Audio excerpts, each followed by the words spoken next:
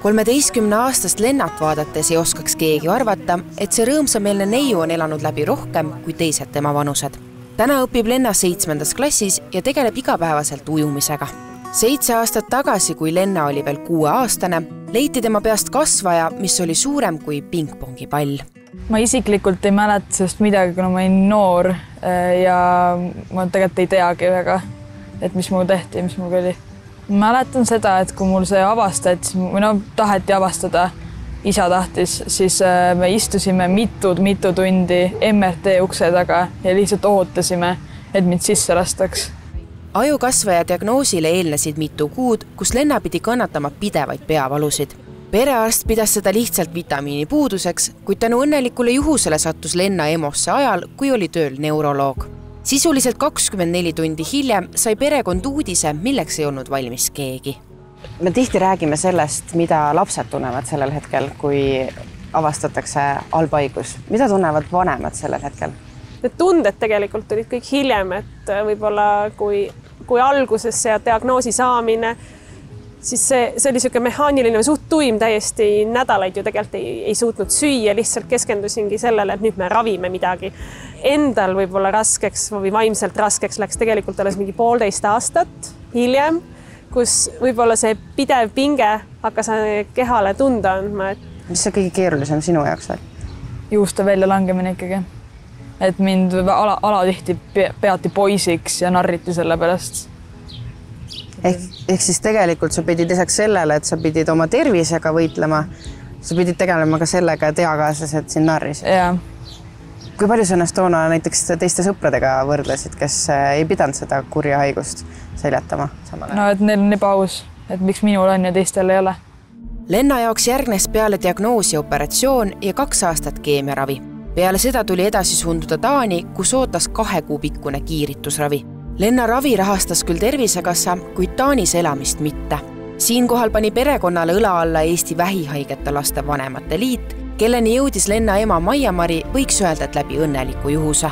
Sel esimesel öösel, kui me saime onkoloogia osakonda, meid viidi, kell oli 12:30 öösel, siis jalutas mulle vastu üks tuttav inimene, üks tuttav ema, kelle haigusest ma tol hetkel ei teadnud, tema lapsega haiglas on. Ja see oli Annabeli ema ja ma tunnen teda ammusest ajast. Ja see, et onkoloogia osakonnas jalutab vastu sulle inimene, keda sa tead, ühtepidi nagu, mis sa siin teed?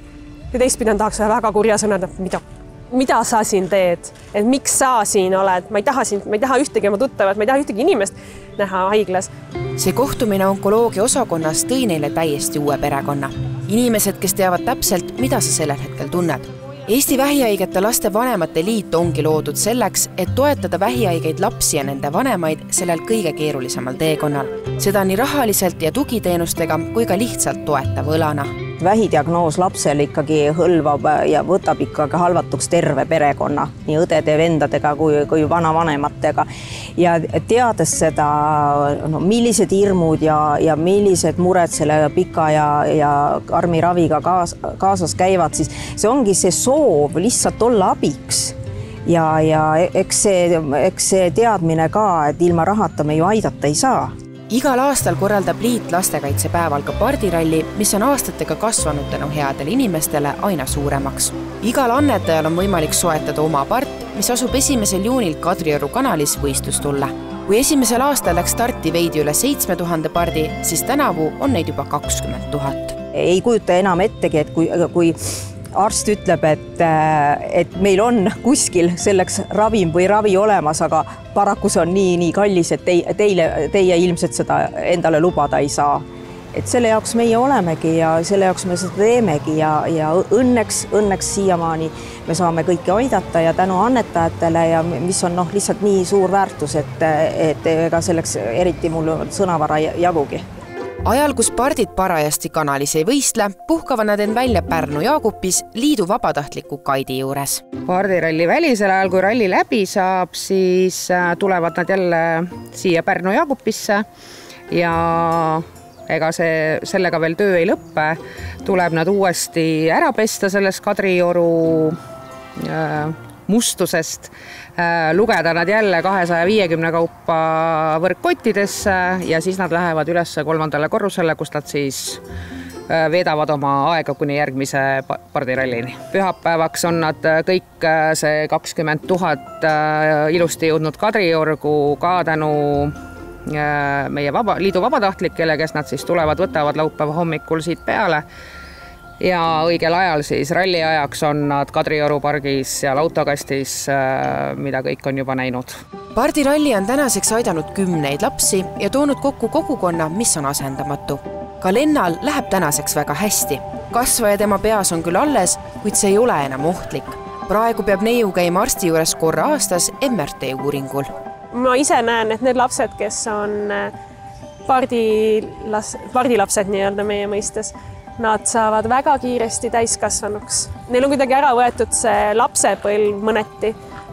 Et neil ei ole, nad peavad kohe hakkama suurte inimeste probleemidega tegelema, et kas ma jään ellu. Et see ei ole nii, et läheks täna hängiks ostukeskuses. Ei, täna ma hängin lastehaiglas ja oma teiste sõpradega, et aga see kogukond on vahva, mis meid toetab.